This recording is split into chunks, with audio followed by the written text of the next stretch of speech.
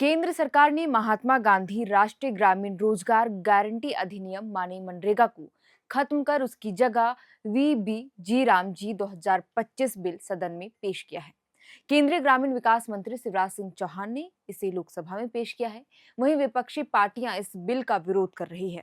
सरकार की तरफ से इस नए बिल में कहा गया है कि इसका उद्देश्य विकसित भारत 2047 के राष्ट्रीय विजन के तहत ग्रामीण विकास का ढांचा तैयार करना है।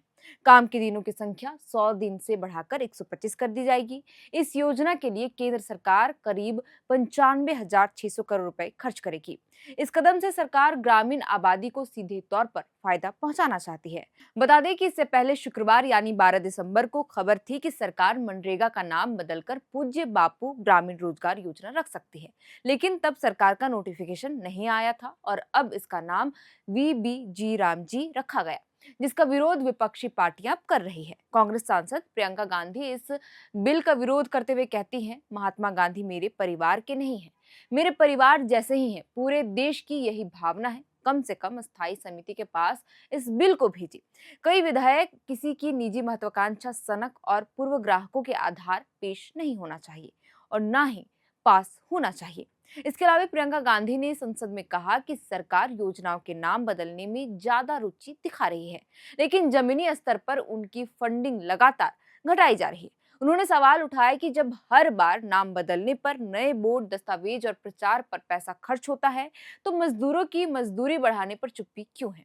उन्होंने यह भी कहा कि बिल में काम के दिनों को 100 से बढ़ाकर 125 करने की बात तो कही गई, लेकिन दिहाड़ी बढ़ाने का कोई भी जिक्र नहीं है। वहीं कांग्रेस महासचिव केसी वेणुगोपाल ने भी इस फैसले की आलोचना करते हुए कहा कि कृषि मंत्री शिवराज सिंह चौहान को ऐसे नेता के रूप में याद किया जाएगा जिन्होंने एक राष्ट्रीय योजना से महात्मा गांधी का नाम हटा दिया। समाजवादी पार्टी के सांसद धर्मेंद्र यादव ने भी इसे बापू का अपमान बताया।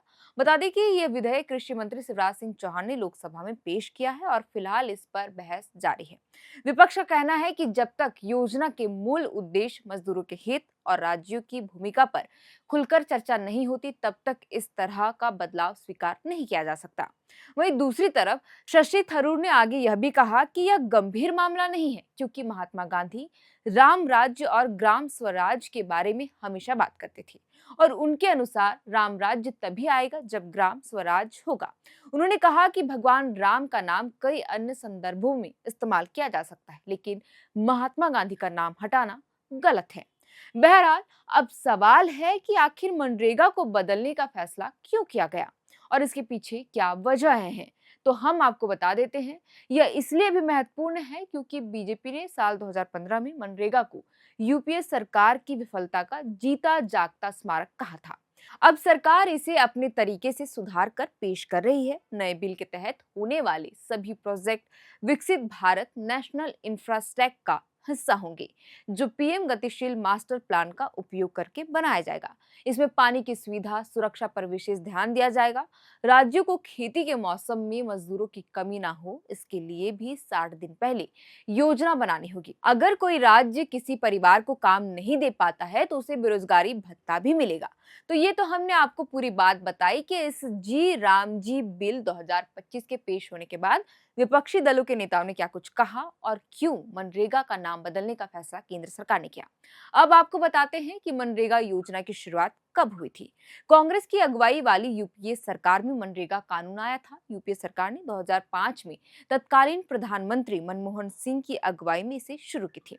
कानून 7 दिसंबर 2005 को संसद में पास हुआ और फरवरी 2006 से इसे पूरे देश भर में लागू किया गया।